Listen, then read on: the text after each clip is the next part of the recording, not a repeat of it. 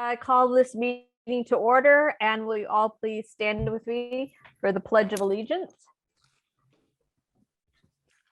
I pledge allegiance to the flag of the United States of America and to the republic for which it stands,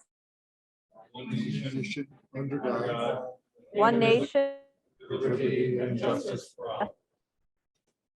justice for all.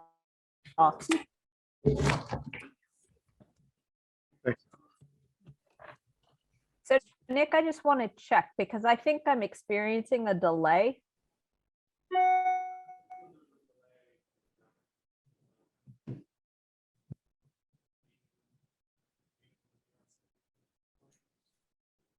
Nick? It'd probably help if I had my microphone on, right? Can you hear me now? I can hear you now. I'm like, hello. Yeah. No, that it's when we did the Pledge of Allegiance, it seemed like there was a significant delay. Yeah, we had a pretty bad delay in here too, so I'll monitor that connection throughout the night. We did get a quick message on the screen that said our internet connection was stable, or sorry, unstable. I know we had Stable, great.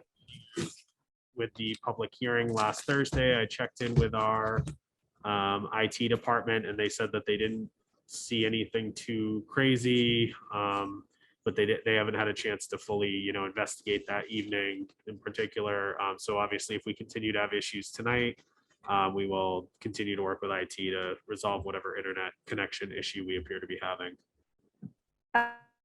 Okay, well, if we lose, I'll just text you and let you know that something's dropped or, okay? Yeah, I'll just keep an eye on my phone and everything and all the methods I have to make sure we are able to run this.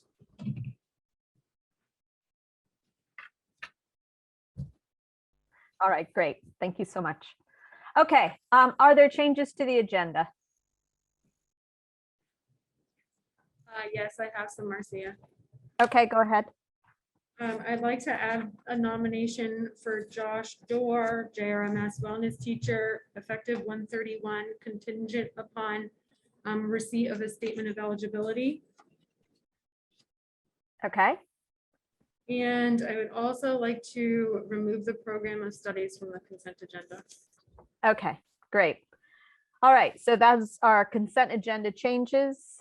And when we get to that, we'll vote on them, but thank you very much. If there's no other changes in the agenda, we can move on to public comment. All right, so once again, this is Nicholas Handes. I am the communications coordinator and school board secretary. You should see on the screen at this point a copy of our public participation policy. If you could just make sure you're familiar with that before making any sort of public comment. If you are remote and you would like to make a public comment, you are free to do so by using the hand raise feature, which could be found at the bottom of your screen, phone, tablet, whatever you're on. That will give us a notice so that we can properly address your comment. And then if you could just use your first, last name, and town of residence before making such a comment, we would greatly appreciate it.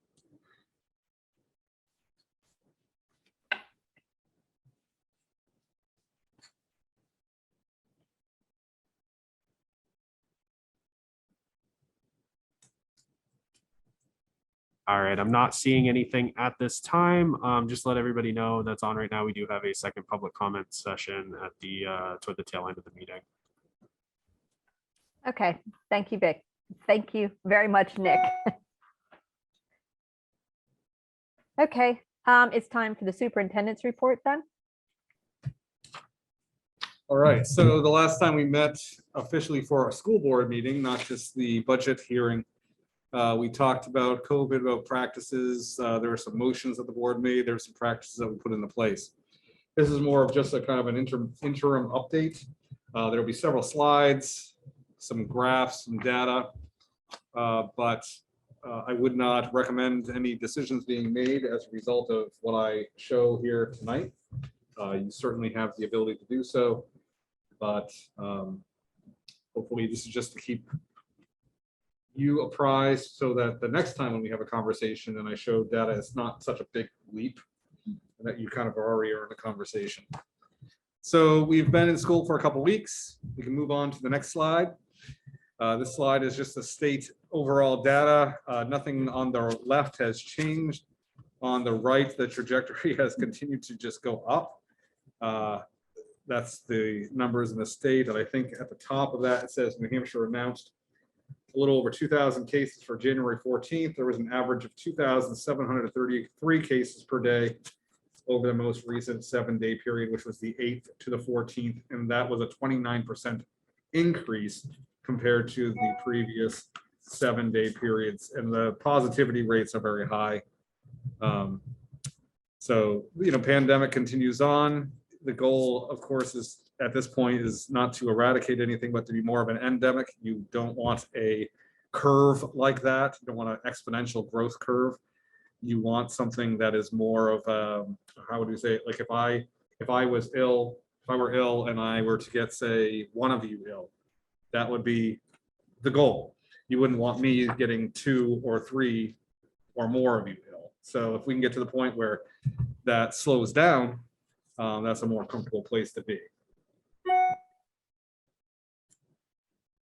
The local data, we've gone higher in the last 2 weeks.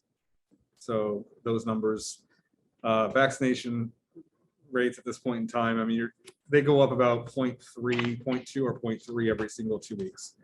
So that's continued to be the same, but we have had many more cases in the last 14 days than we had prior to that, which just goes along with the state. So this next graph right here is the sickness data just throughout the district. And you see the blue, red, and yellow. Yellow means quarantining, and we've talked about the fact that people quarantining tend to make up the majority of those absence. They could be quarantining for a wide array of reasons. It could be because they're sick, but they're out waiting for testing. It could be because they have household situations where they have to be at home or have had to have been at home.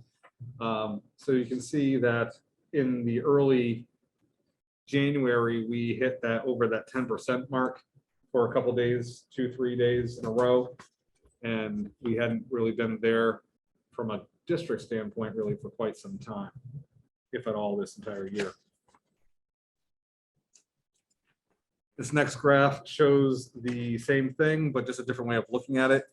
You can see from this that there is a bit of a trend, and the trend over the last month is that illnesses, that's the blue, just general sicknesses has gone down, but total illness really hasn't gone down because COVID has filled in the rest of that. So COVID sicknesses have gotten higher out of the total illness realm. You see, like back in September, October, that blue really engulfs a lot of that red there, and so you had a lot more, flu perhaps.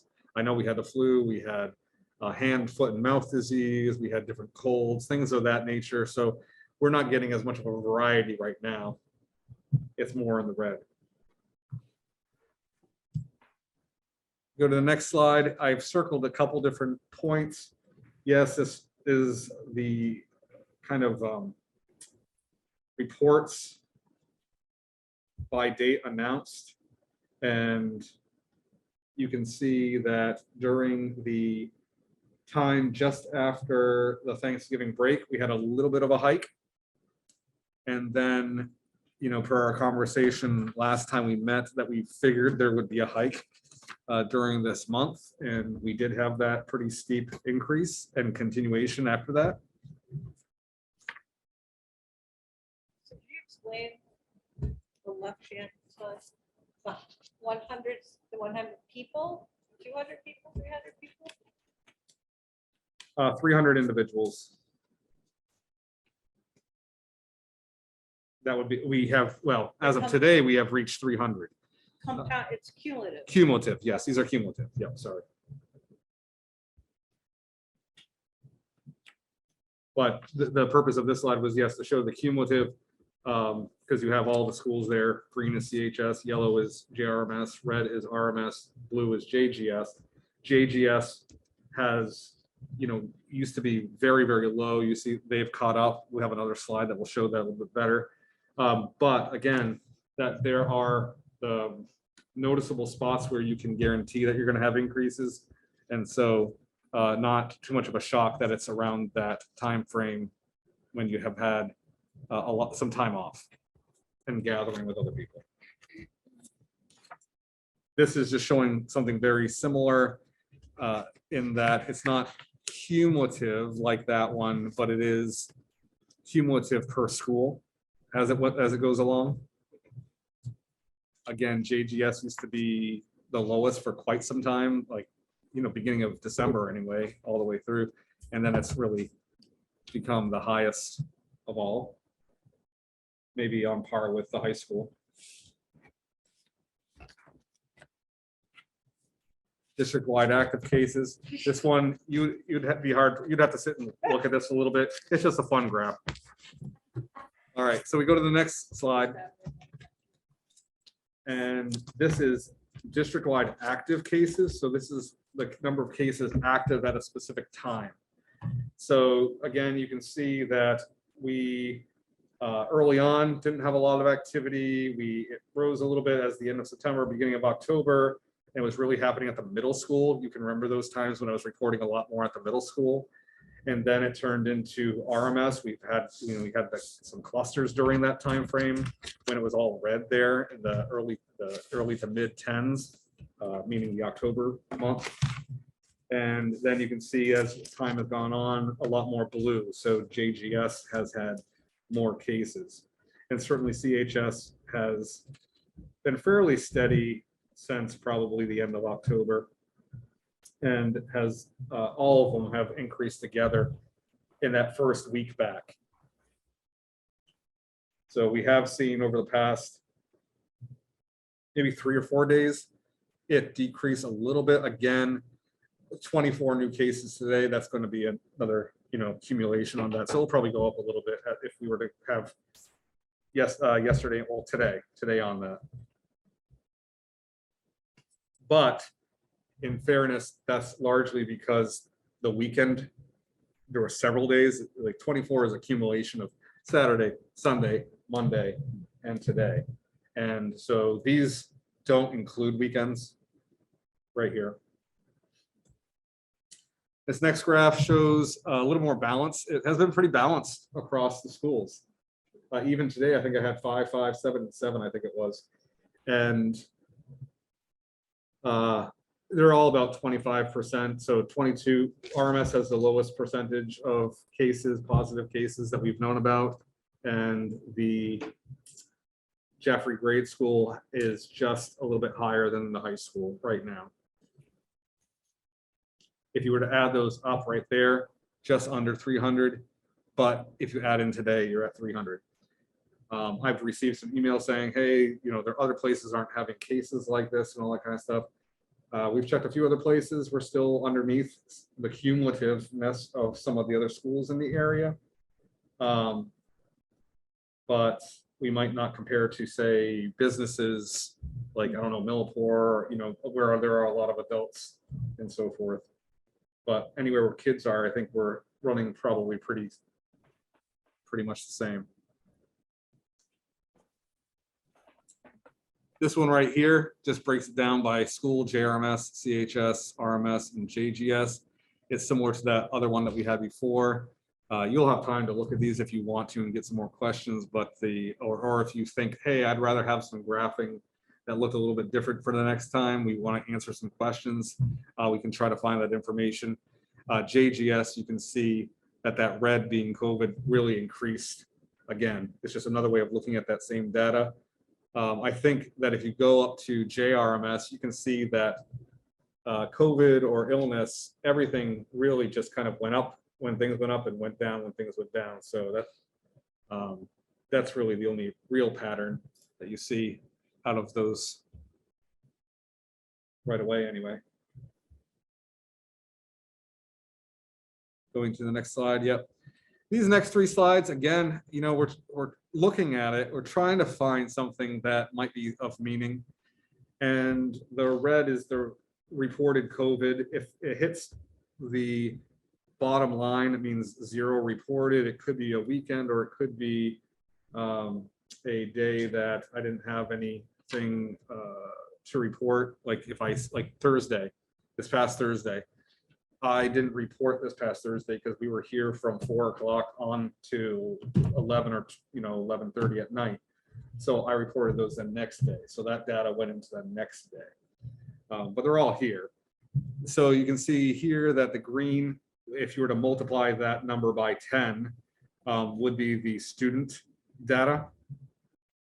And then the blue would be the actual staff information, so absences due to illness and you can see that as the students data, as the students increased in illness, so do the teachers. You could say it the other way around with this graph, but really that student line should be, like I said, multiplied by 10 and much, much higher off the grid.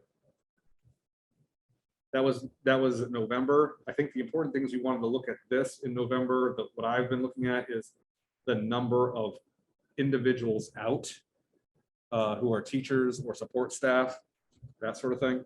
And so in November, the highest we ever got was 19 across the entire district. And we were probably on average around that 14, 15 mark. Going to December, you can see that it got higher, closer to 23. Actually, it hit 23, 22, 23, 22, 21, 21. So you were averaging more for the most part around that 20 mark during the month of December.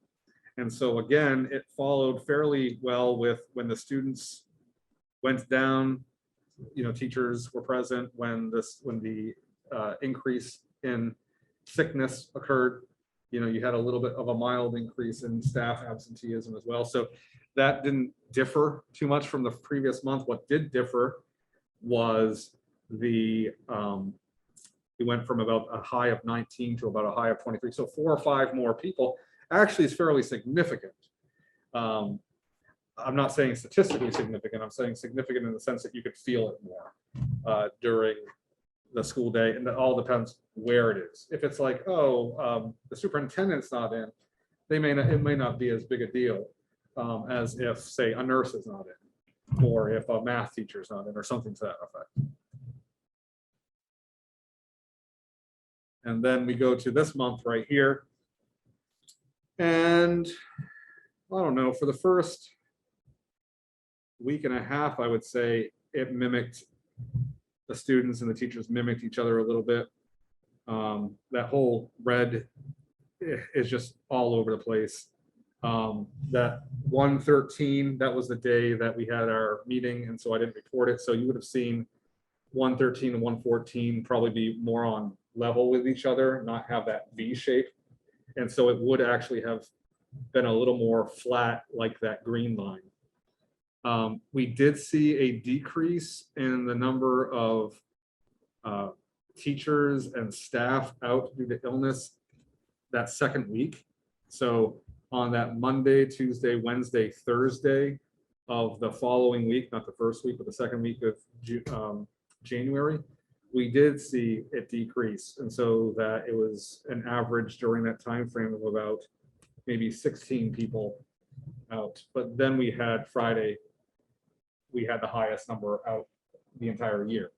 So I don't know what that all means. We have to continue to look at the information through the month of January to see. Again, we were trying to look at, is masking helping and all that. Right now, I would say that if I'm looking at this data, I'd say it pretty much tells us nothing from the standpoint of anything that we really didn't know already, and that it's not, we need to continue to look at it, look to see if there's any patterns that we would need to make further decisions on.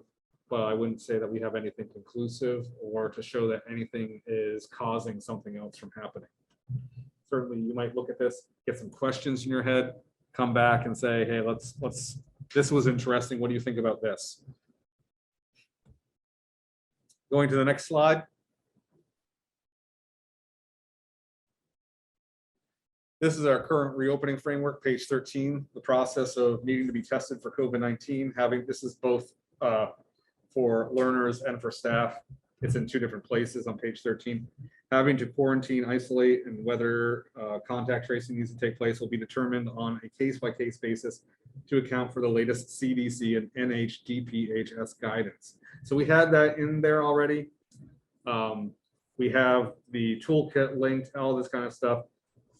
So when we talked about last time, the CDC had made its move, but this uses the word and so we would need to have NHDPHS do its guidance as well. They gave their guidance fairly shortly thereafter.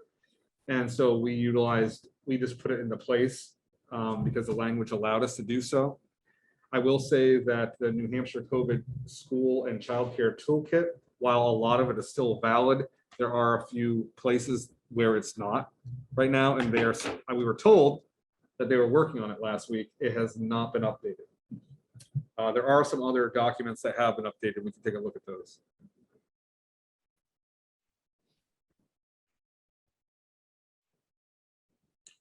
This is from one of those pages, one of those sites. And the next 3 slides are just basically giving you people who should isolate, when should people quarantine. It talks about when they are infected, if you've been around someone infected, once again, mostly around household contacts, and whether you've been vaccinated or not vaccinated. This document talks about being vaccinated as having kind of your first round of shots.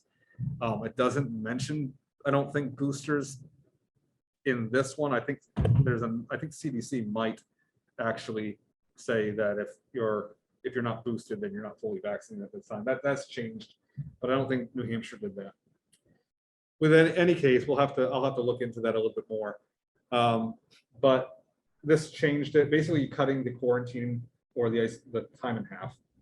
This is good for our learners. They're not going to be out as long, so you're out a week instead of 2 weeks.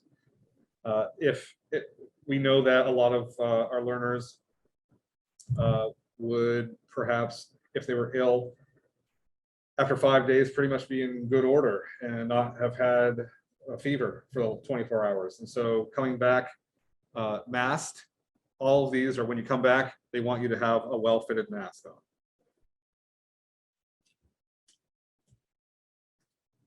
And then the same thing with this household contact over here, another 5 days.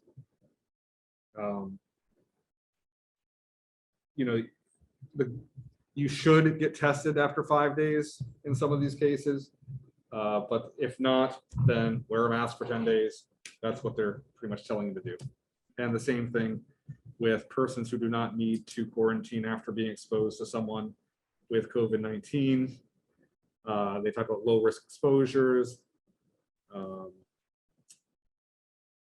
If you're unvaccinated contacts who are within the 90 days of testing positive, meaning they've already had COVID.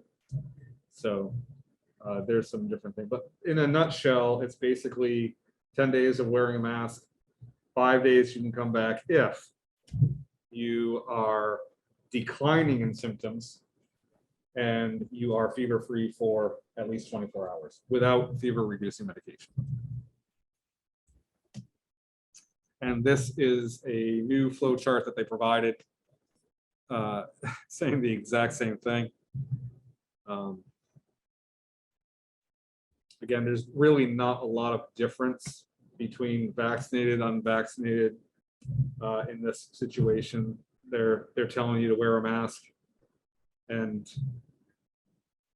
have some different variations of what you should do and what you need to do. So we don't have enough data to show whether this is helping us a little bit. We've had quite a few people out. So I think maybe it's evened. My guess is that we're evening out because we have more people sick, but other people are coming back sooner, maybe fewer people quarantining, because that was our highest number. So what I'd like to see, if we go all the way back to the slide, Nick, that shows the big yellow. I think that's it right there. So if we could at least see that yellow become much smaller, that would be what I'd like to see. I'm not saying I want it to become smaller because everything else has gotten much bigger. I just want it to be a smaller percentage of those individuals out, because that means that we will have more kids in school because really the majority of our kids out of school have been in that quarantine area. You can see almost half to a little bit more than half across that entire time frame since the beginning of the year. That's who's absent. And yes, several of those people, maybe even most, did become COVID positive as a result and then jumped into another category. You know, sometimes you wonder if they had been at school and not been exposed to the people that they were in their closed home, you know, for that period of time, maybe they wouldn't have. I'm not sure. It's tough to know. And that is the COVID update for today. All right, thanks.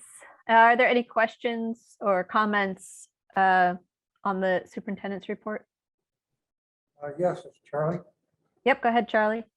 Okay, it would be helpful to me, a couple things would be helpful. One is if I look at COVID only, because that's the purpose that we're instituting this January masking. Yep. So I'd like to see the impact from a COVID perspective on staff and students. And also, so that we don't get these sharp, first of all, I had a question. Are these, for example, if I look at the one that has January data on it, are these the last date in school, or is this the report date of the positive? These are the report dates. Okay, so one of the things that would be helpful to me is if we looked at a 7-day average of those. Because that's the way the state reports it. So if I was able to look at the trends in the state versus the trends in our community based on a 7-day average, I'm looking at apples to apples.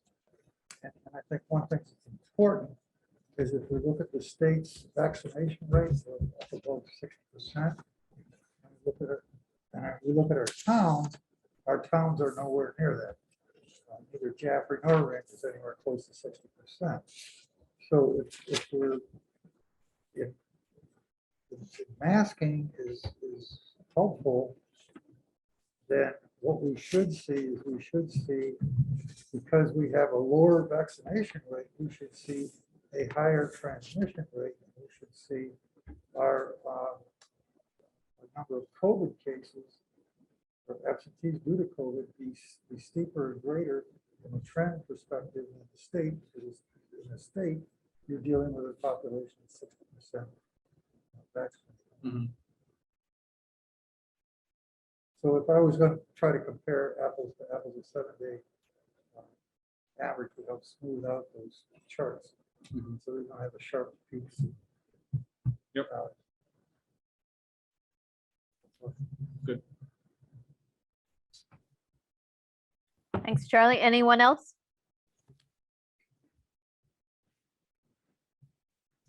Okay. Thank you very much. We're on to the consent agenda. Sorry, we need a motion. I make a motion that we accept the consent agenda as written with amendments. As amended? And that was Patty, correct? It was. Okay, thank you, Patty. Need a second. Second. Thank you, John. Roll call. John? Aye. Thank you. Christine? Yes. Thank you. Charlie? Aye. Thank you. Patty? Aye. Thank you. Alicia? Yes. Thank you. And I say aye. And that passes 600.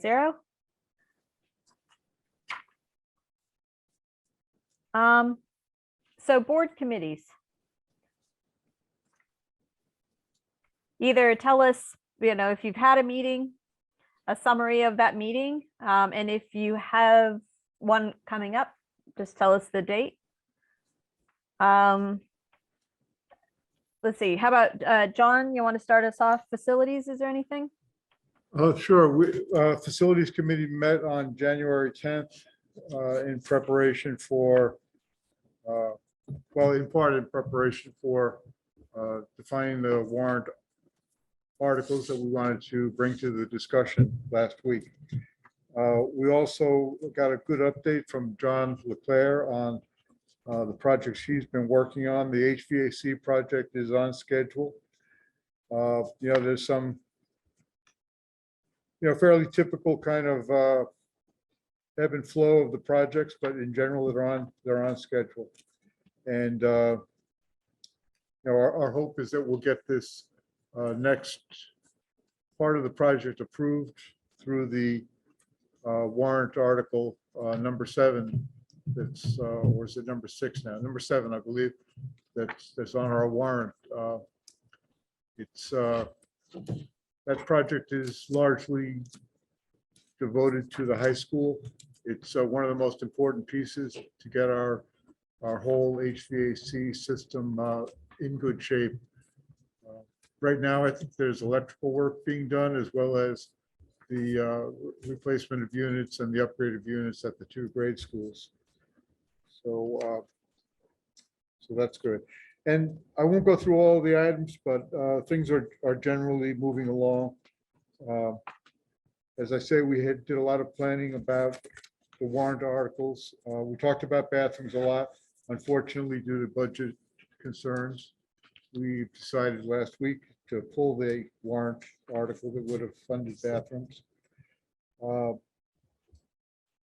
And the doors that were in the worst shape are being fixed now through the budget process, through the current budget. And I guess that's pretty much it. That's all I have.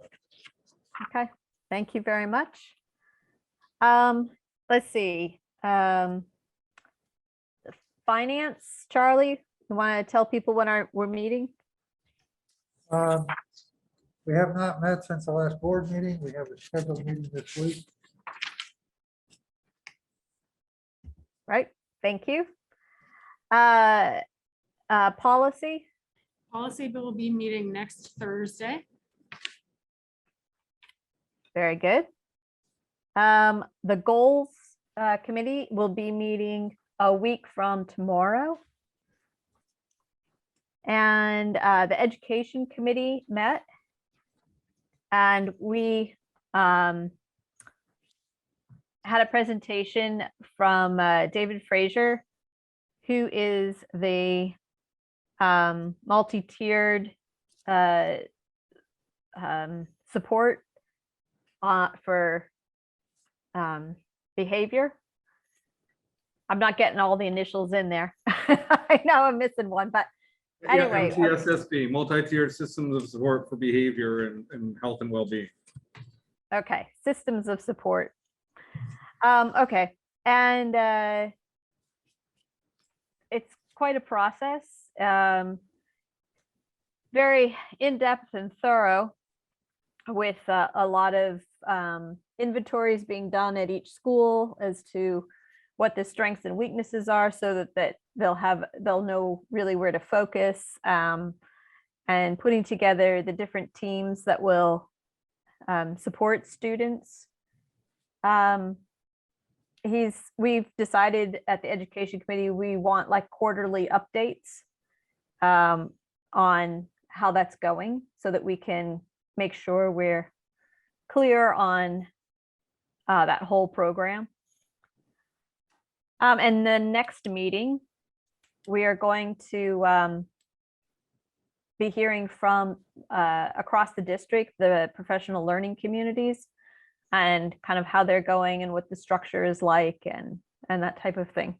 Alicia or Charlie, is there anything you'd like to add to the education since?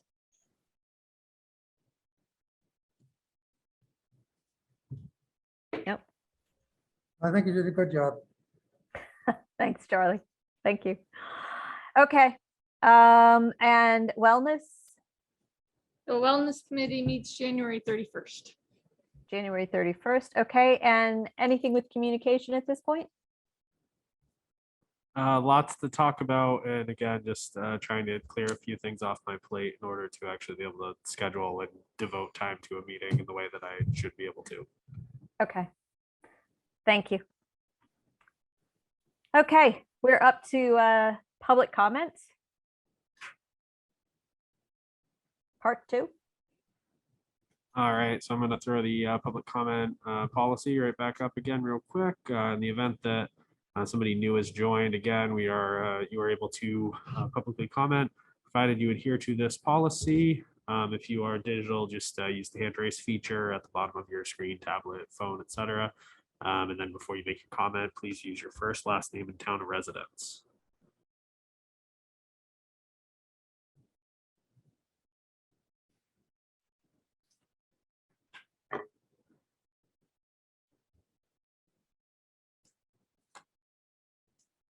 All right, I'm not seeing anything again. Okay, thank you very much. I just say, I just got a text from Heather Lindstad that the Conant varsity girls, because they have a game across the way here, just won 61-20 against Fall Mountain. Nice. So that's nice. So I think that means they're the only undefeated team left at this point in time. Awesome. Wow, that's so cool. Or at least one of them. Go Conant. All right, board matters. Does anyone have anything for board matters? I guess I just want to make a comment about, we have deliberative session coming up. And, I've been talking with Bob, the moderator, and so on.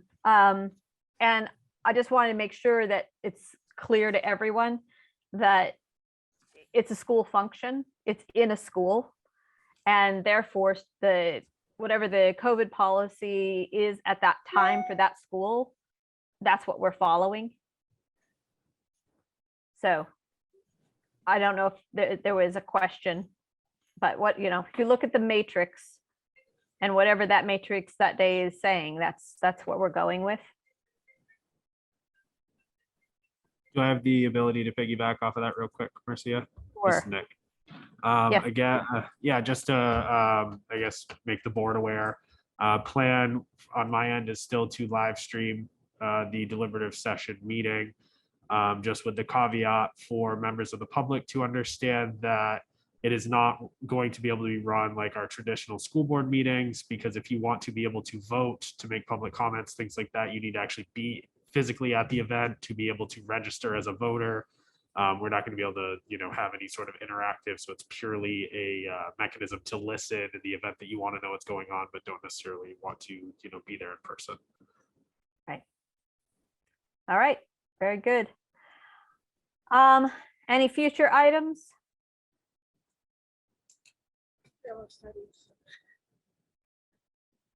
Did someone say something? I mumbled that we're looking forward to seeing the program of studies. Oh, right. Yes. Yes. Okay. If there's nothing else, then I'll take a motion for adjournment. I make a motion that we adjourn. This is Patty. Patty, thank you. A second. Christine seconds. Thank you, Christine. All right. With that, we're adjourned. Thanks, everyone.